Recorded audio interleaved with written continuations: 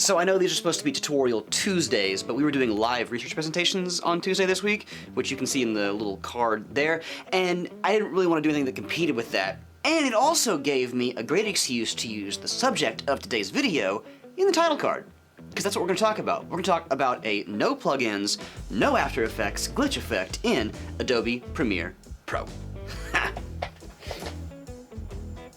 Alrighty, so the first thing we need to do is go ahead and get something on our timeline that we can make glitch. Now you can use titles, you can use images, you can use clips, really anything works. This is a one-size-fits-all solution.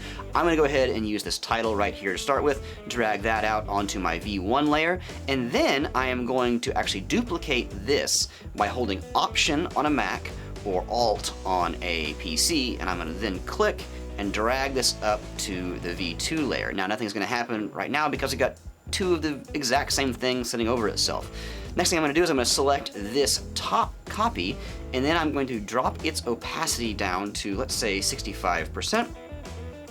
And then I'm going to change its position just slightly, both vertically and horizontally, so that we wind up with something like this. Then we're going to decide where we want our glitch to actually happen. I'm going to say I want this to happen at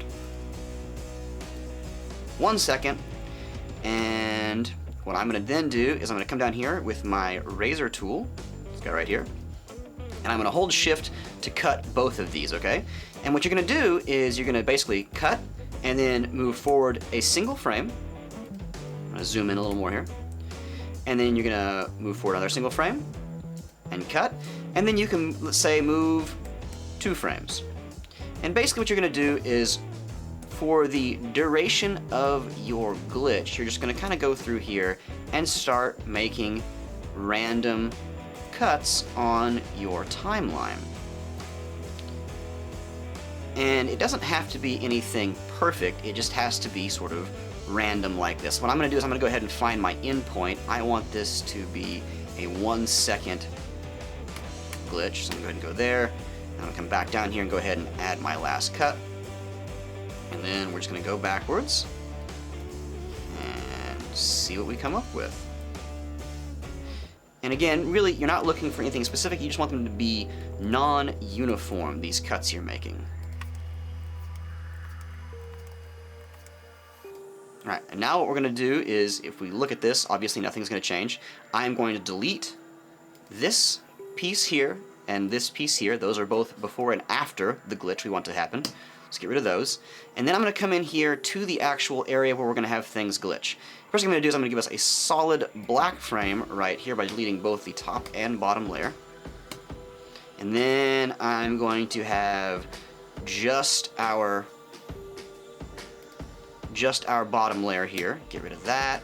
Then we'll have both, and then maybe we'll have another black frame. And then we'll have, let's say, just the top. And again, really, it doesn't have to be anything crazy. What we're doing is we're just coming through and we are getting rid of just a little bit here so that it's never the same on any given frame. And get rid of that. And let's get rid of that. And then this.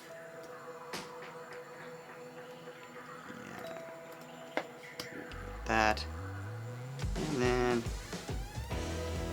and let's see what that looks like. And really it's just playing with those little differences until you get it to look the way you want. That's a pretty slow glitch, but it definitely glitches, and it looks pretty good. Now, like I said, you can do this with anything, and if you want to use it as a transition, it's really easy to do. If we come in here, you can see that how I made today's title is I just literally have one title that says Tutorial Tuesday and one that says Tutorial Thursday, and I stacked them on the timeline in such a way that as you play through it, you get that. You can also do this, like I said, with clips or images.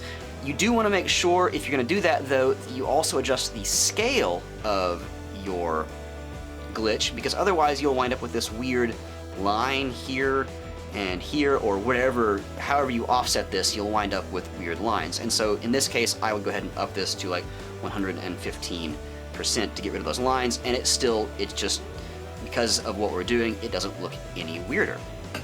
Going back to the title transition here a little bit, if I were going to actually use this in a video, what I would do is I'd go ahead and select all of this and then nest it, so that it was just one clip that I could then move around as I needed to. I'm gonna call this nested glitch. So then all I have is just the one file that I'm moving around as opposed to all those little tiny bits.